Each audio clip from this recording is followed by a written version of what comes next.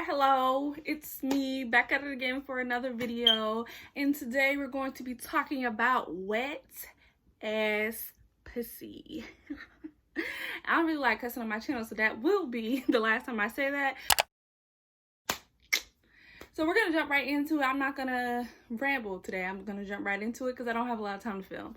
So I want to talk about not only the song W.A.P, but in the video, but the outrage around it and the conversation that we're starting to see about it, which I just simply find strange.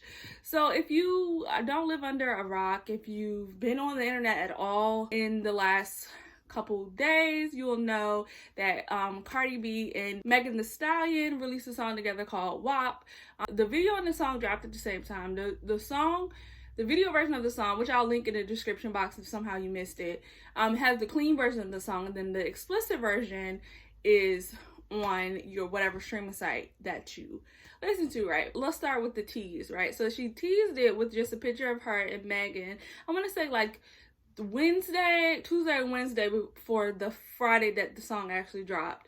So all we got was just this picture of Megan Thee Stallion and Cardi B with these updos, giving very much 90s girl vibes, and we didn't know what the song was gonna be. We didn't even know like what it was gonna be about. All we got was W.A.P, right? W.A.P. And people were trying to guess what W.A.P might stand for, and it was just really, I think, good promoting.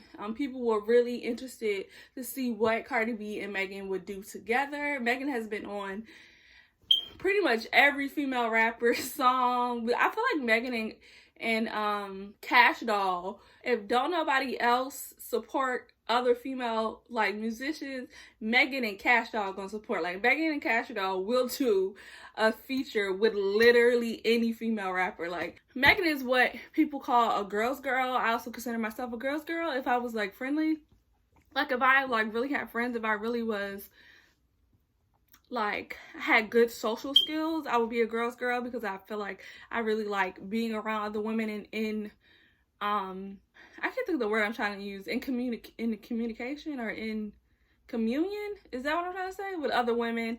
I have a very female family, so I just like being around other women. But yeah, so people were really interested into seeing what it was that Cardi and Megan had going on. They were also interested by those visuals, and also the fact they were selling cassettes with the visuals on it. And then they released another visual. I can't quite remember what the visual looked like. I think it was like a tiger and a leopard or something, or that might have been a fan edit. I can't remember, but they had a lot of hype, right? People were like ready. They were like, we're gonna stay up to midnight. We're gonna, like, she was live as when the video aired, so that she can talk to people as they're watching it for the first time.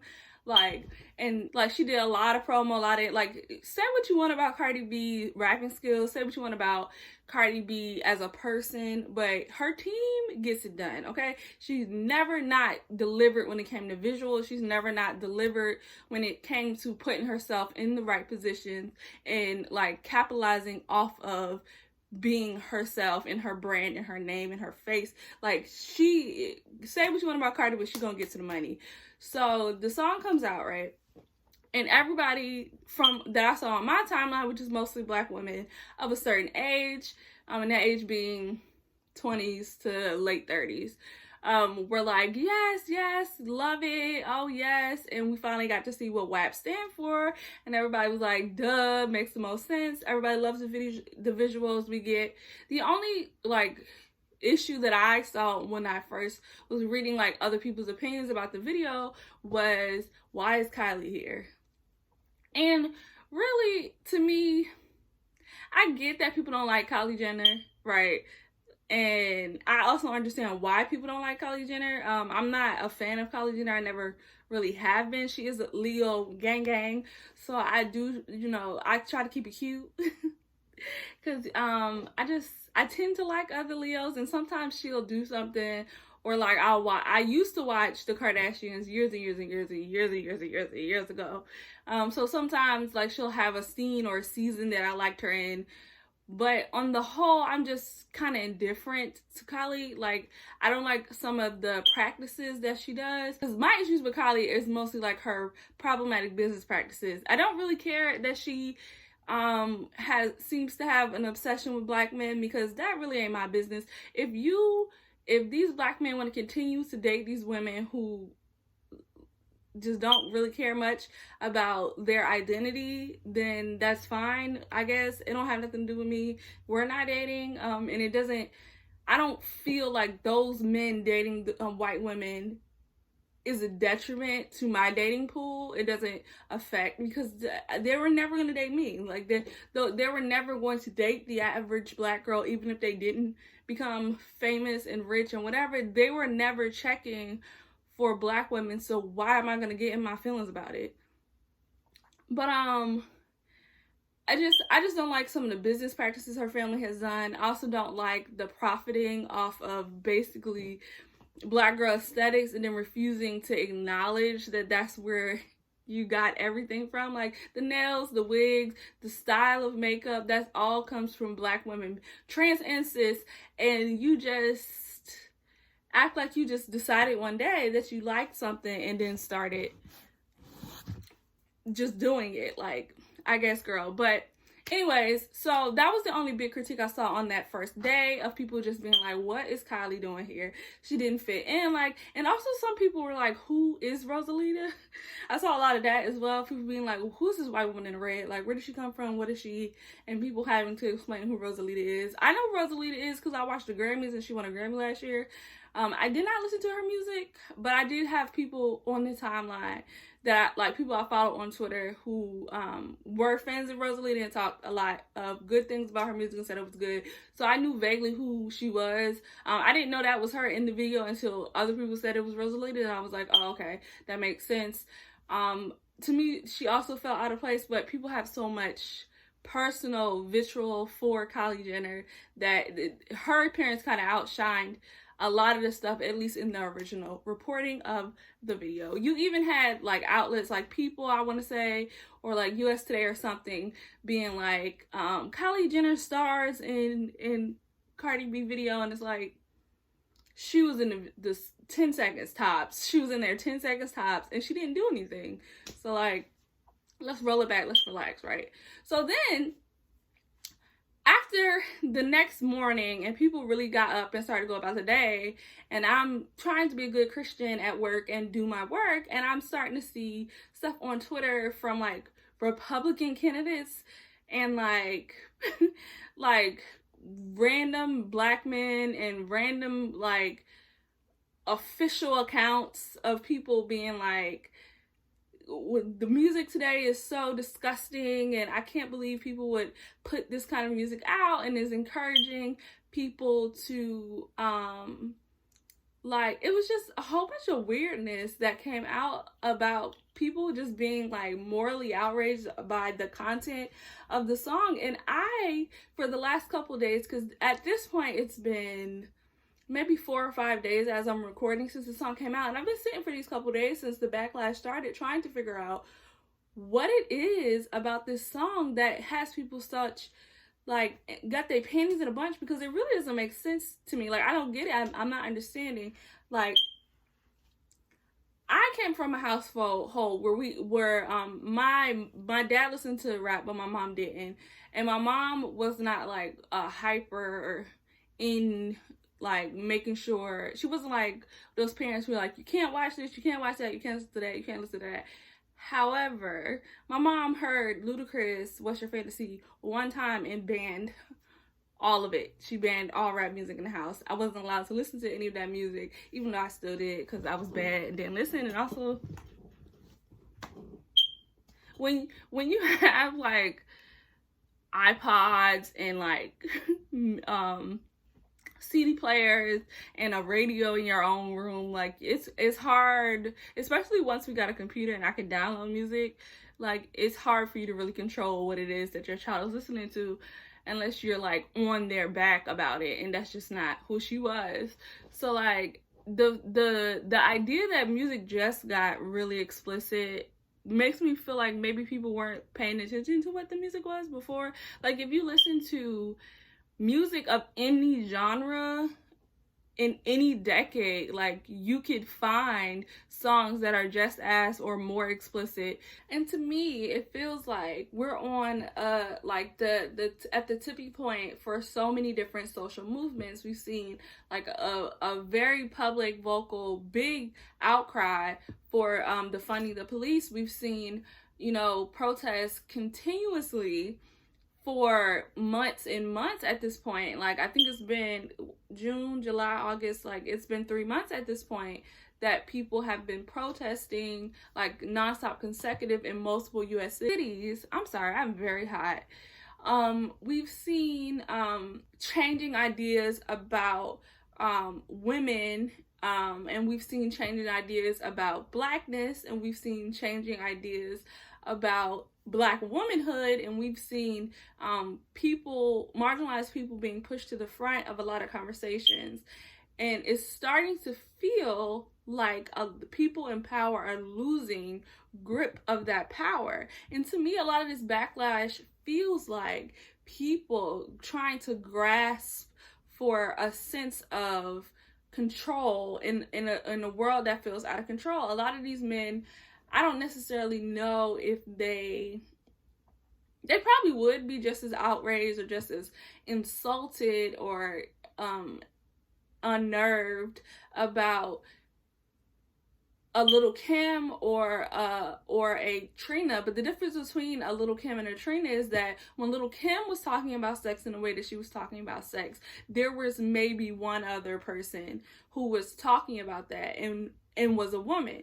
When Trina was doing it, it might have been 2 or 3 maybe other people who are also out at the same time as her, who were speaking in this way, so like upfront and blatant about their pleasure and their control over their bodies. A lot of this outrage about W.A.P, it goes back to rape culture and people not being comfortable with the idea of women having bodily autonomy, of being able to be like, this is my body, and if I want to have sex, I can have sex, and the only way that I will have sex is if I want to have sex and if I'm ready and I'm willing. People don't want to hear about female pleasure because sex is not supposed to be pleasurable for women. Sex is supposed to be something that is done to them and not something that they enjoy and not something that they speak openly and like praise of. Like, and then the fact that we have so many women who are not only saying,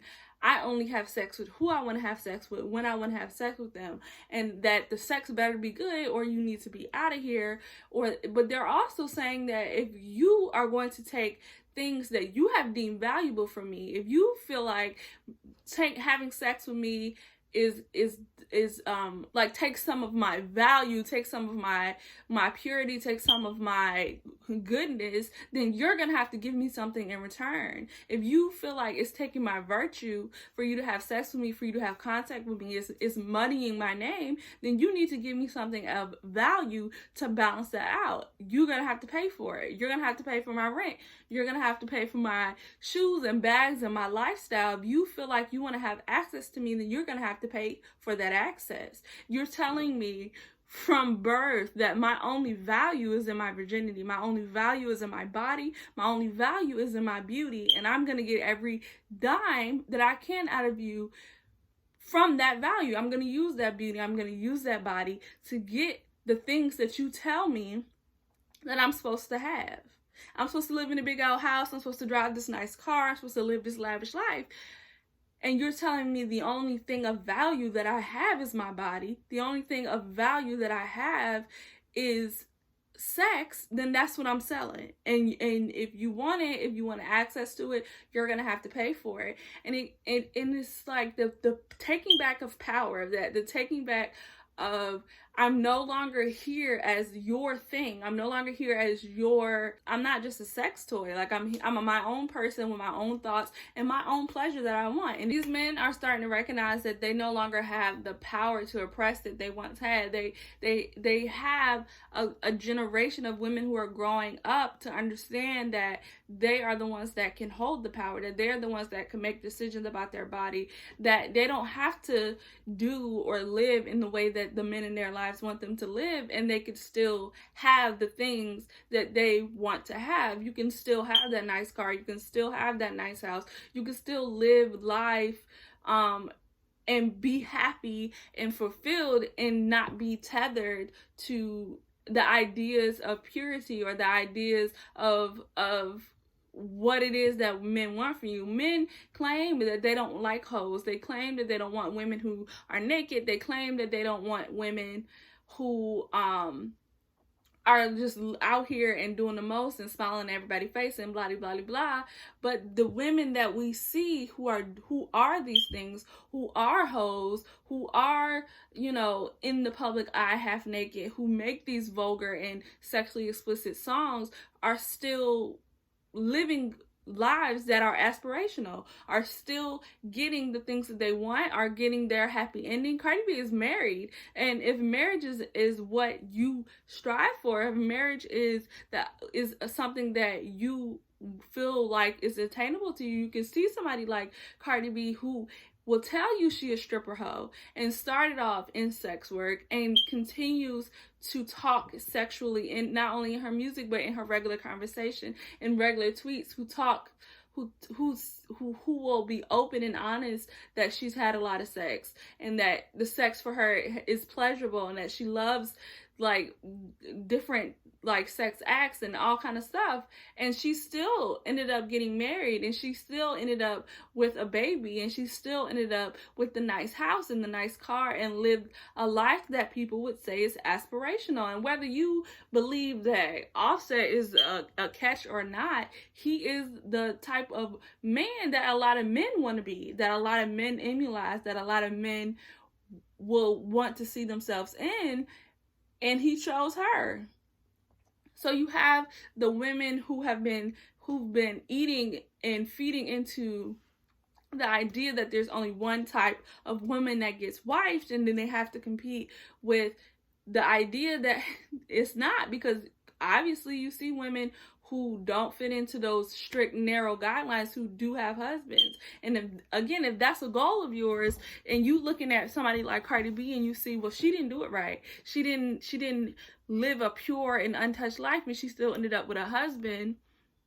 It can make you second guess the choices that you made. And if you have a generation of girls who are like hearing from their fathers, hearing from their brothers, hearing from, you know, their pastors, hearing from the men in their lives that you have to do X, Y, and Z, or no man will ever choose you. You have to do X, Y, and Z, or you'll never be happy. You might have fun now, but in the future, you'll be, washed. What's the word? Ran through. There we go. That you'll be ran through and no one will want you. But then you turn on the TV and you see Megan Thee Stallion with a new nigga every week, and she seems happy and she seems fulfilled. You turn on the TV and you see Cardi B is married. You turn on the TV and you see every like prominent female who is talking about sex also living a fulfilled and happy life. Quavo chose Sweetie, and in her music she's not talking about Bible study. So like it makes it harder for you to control the next generation coming up. When they're telling you that they don't want their kids to hear this music, it's not because they don't want their kids to turn into hoes. Well, part of it is they don't want them to turn into hoes, but it's also because they don't want these women to grow up and believe that men cannot control them, that men cannot dictate what is and isn't the right choice for them in their lives. And those are my thoughts on W.A.P, baby. Subscribe to my channel. If you want more cultural analysis, I guess is what I'm doing at this point. Like this video if you like this content, and I might talk more about celebrities and stuff. I don't really like to talk about real people, only because They are real people, and I feel like it's a lot of hate and negativity on the internet, and I don't want to add to it. But if I have interesting or positive things to say about people, then I will make videos on them. But like this video if you like this content, and I will try to incorporate more real people in my content. You can follow me on Twitter if you want to see my like live thoughts about anything. I tweet a lot, and that's my main platform that I'm on. You can also follow me on Instagram if you just really want to look at my face, but I don't really post much on the posts, but I do a story every now and then. I guess that's it. Thanks for watching, and I'll see you in the next one.